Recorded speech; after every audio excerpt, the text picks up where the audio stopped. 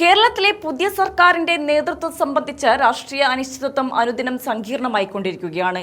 വോട്ടെണ്ണൽ കഴിഞ്ഞ് ദിവസങ്ങൾ പിന്നിട്ടിട്ടും കേരളത്തിന്റെ മുഖ്യമന്ത്രി ആരാണെന്ന കാര്യത്തിൽ ഔദ്യോഗികമായ ഒരു പ്രഖ്യാപനം ഞായറാഴ്ചയും ഉണ്ടാകില്ലെന്ന സൂചനകളാണ് ഇപ്പോൾ ഡൽഹിയിൽ നിന്നും പുറത്തുവരുന്നത്.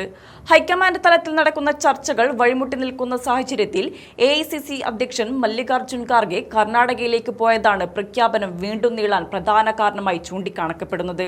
മുതിർന്ന കോൺഗ്രസ് നേതാവും മന്ത്രിയുമായ D. സുധാകരന്റെ മരണാനന്തര ചടങ്ങിൽ പങ്കെടുക്കുന്നതിനാണ് ഖാർഗെ കർണാടകയിലേക്ക് പോയത്. ഇതോടെ മുഖ്യമന്ത്രിയെ തിരഞ്ഞെടുക്കുന്നതുമായി ബന്ധപ്പെട്ട് രാഹുൽ ഗാന്ധിയുമായി നടത്താനിരുന്ന കൂടിക്കാഴ്ച മാറ്റിവെക്കേണ്ടി വന്നു. ഖാർഗെ തിങ്കളാഴ്ച ഡൽഹിയിൽ തിരിച്ചെത്തിയ ശേഷം മാത്രമേ ഹൈക്കമാൻഡ് അന്തിമ തീരുമാനത്തിലെത്തുകയുള്ളൂ എന്നാണ് ലഭിക്കുന്ന വിവരം. കേരളത്തിലെ കോൺഗ്രസ് ഗ്രൂപ്പ് സമവാക്യങ്ങളും വരാനിരിക്കുന്ന ഭരണത്തിന്റെ സുഗമമായ നടത്തിപ്പും കണക്കിലെടുത്ത് വളരെ സൂക്ഷ്മമായ നീക്കങ്ങളാണ് ഹൈക്കമാൻഡ് നടത്തുന്നത്. ആരെയും മുഖ്യമന്ത്രിയാക്കിയാലും പാർട്ടിയിൽ പൊട്ടിത്തെറികൾ ഉണ്ടാകാൻ പാടില്ലെന്ന കർശന നിർദ്ദേശം സോണിയാഗാന്ധിയും രാഹുൽ ഗാന്ധിയും മുന്നോട്ട് വച്ചിട്ടുണ്ട്. അതുകൊണ്ട് തന്നെ സമവായത്തിലൂടെ ഒരു പേര് കണ്ടെത്താനുള്ള ശ്രമങ്ങളാണ് നടക്കുന്നത്. എന്നാൽ കേരളത്തിലെ മുതിർന്ന നേതാക്കൾക്കിടയിലുള്ള തർക്കം പരിഹരിക്കാൻ കേന്ദ്ര നിരീക്ഷകർക്ക് ഇതുവരെ സാധിച്ചിട്ടില്ല. മുഖ്യമന്ത്രി സ്ഥാനത്തേക്ക് പരിഗണിക്കപ്പെടുന്ന VD സതീശൻ, രമേശ് ചെന്നിത്തല, KC വേണുഗോപാൽ എന്നിവർ ഈ പദവിക്ക് ഒരുപോലെ അർഹരാണെന്നും മെറിറ്റ് കൂടി പരിഗണിച്ച് ഹൈക്കമാൻഡ് ഒരു തീരുമാനം പ്രഖ്യാപിക്കുമെന്നുമാണ് രാഹുൽ ഗാന്ധി വ്യക്തമാക്കിയത്. ഡൽഹിയിൽ കോൺഗ്രസ് അധ്യക്ഷൻ മല്ലികാർജ്ജുൻ ഖാർഗെയുടെ വസതിയിൽ നടന്ന നിർണായക യോഗത്തിലാണ് രാഹുൽ ഇക്കാര്യം അറിയിച്ചത്. 3 മണിക്കൂർ നീണ്ട കൂടിക്കാഴ്ചയിൽ കേരളത്തിൽ നിന്നുള്ള നേതാക്കളുടെ നടപടികൾക്കെതിരെ രാഹുൽ ഗാന്ധി കടുത്ത ഭാഷയിൽ പ്രതികരിച്ചിരുന്നു.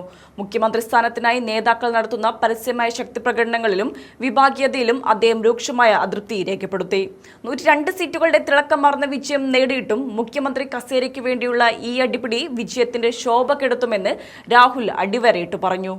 മുഖ്യമന്ത്രിയുടെ കാര്യത്തിൽ അന്തിമ തീരുമാനമെടുക്കാൻ ഹൈക്കമാൻഡിനി സോണിയാഗാന്ധിയുടെ അഭിപ്രായത്തിനായി കാത്തിരിക്കുകയാണ്. സോണിയാഗാന്ധി നിലവിൽ ഡൽഹിയിലെ ചർച്ചകളിൽ നേരിട്ട് പങ്കെടുത്തിരുന്നില്ല. അതിനാൽ അവരുടെ കൂടി നിലപാട് അറിഞ്ഞ ശേഷമേ AICC അധ്യക്ഷൻ മല്ലികാർജ്ജുൻ ഖാർഗെ ഔദ്യോഗിക പ്രഖ്യാപനം നടത്തുകയുള്ളൂ.